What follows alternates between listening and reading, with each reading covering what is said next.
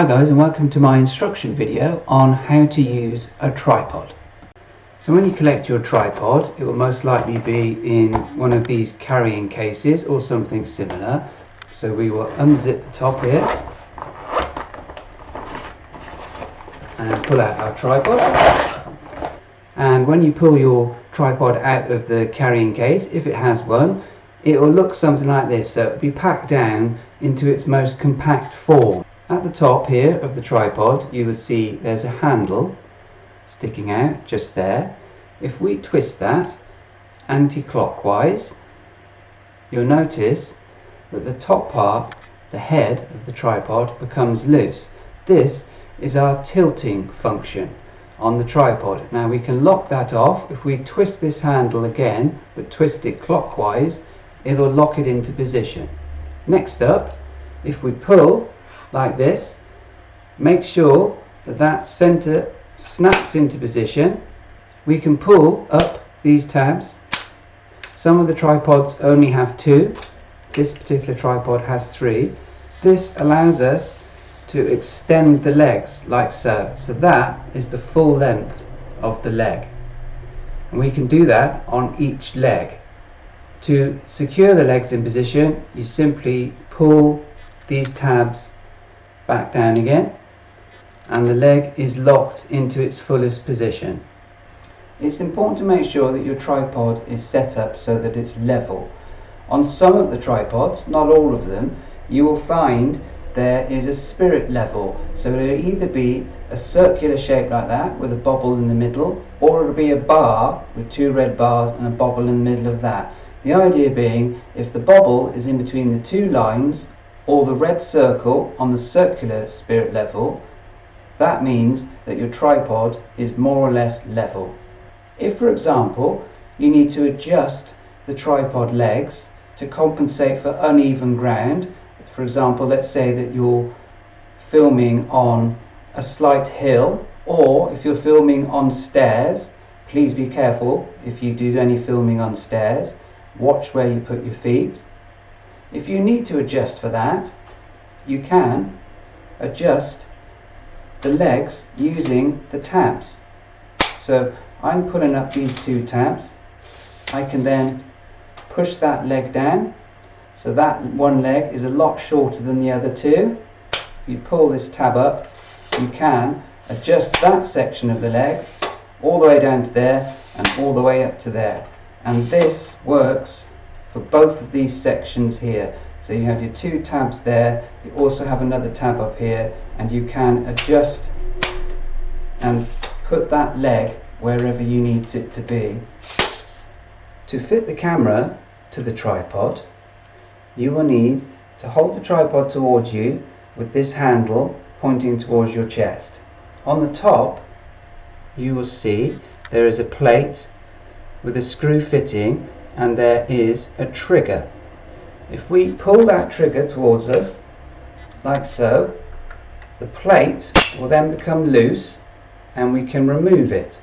Grab your camera, look on the bottom, you will see there's a threaded hole on the bottom there and a locator. So on our plate we have a screw and we have a locator. So we line those up like so. Twist until it bites, but not too tight, otherwise it would be too difficult to get off. So our plate is now attached to the bottom of our camera.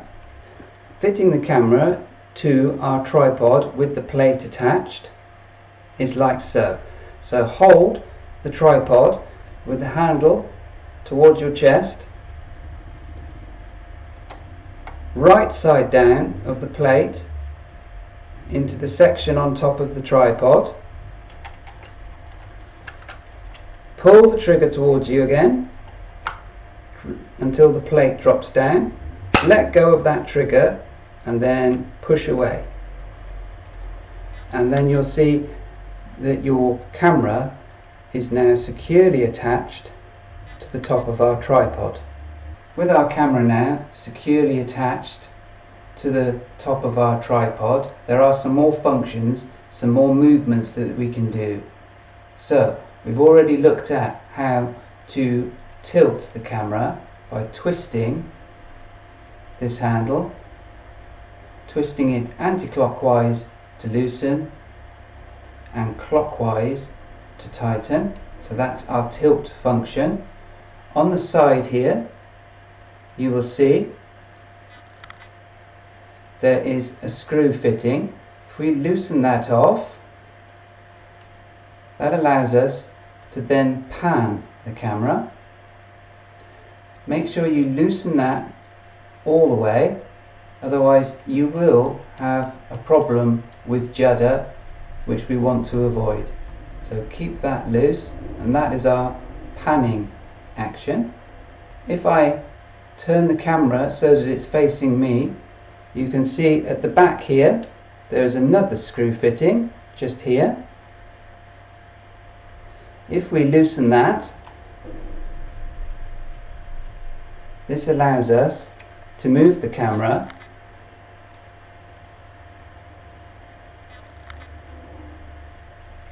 to this angle, and we can fix that at any point between there and there. So this gives us the option of a canted angle. Make sure you screw that back in when we're finished. If you need to extend the height of the tripod, for example, if we're carrying out an eye-line match using our tripod setup, we can do that. On the back here, you see we have another screw fitting, a larger one than the others, just there. If we loosen that off, not all the way, otherwise it may fall out, and then on the other side of the tripod we have this handle. So pull that handle out, wind it away from you, and you can see that the top of the tripod extends all the way up to there. Make sure that you screw this back in again, otherwise it will end up winding itself back down again. So we can go as high as that, but bear in mind, when our tripod is set up like this, the slightest knock of one of the feet will cause the camera to wobble excessively. So when we're set up like this, when the tripod is at its full height extension, watch your toes. In order to put that back to where it was, unscrew that large screw head and wind that back down again and lock into position. To remove the camera from the tripod, it is the opposite of placing the camera onto the tripod. So with the handle once again facing towards us, pull the trigger on the plate at the top here towards you, like so.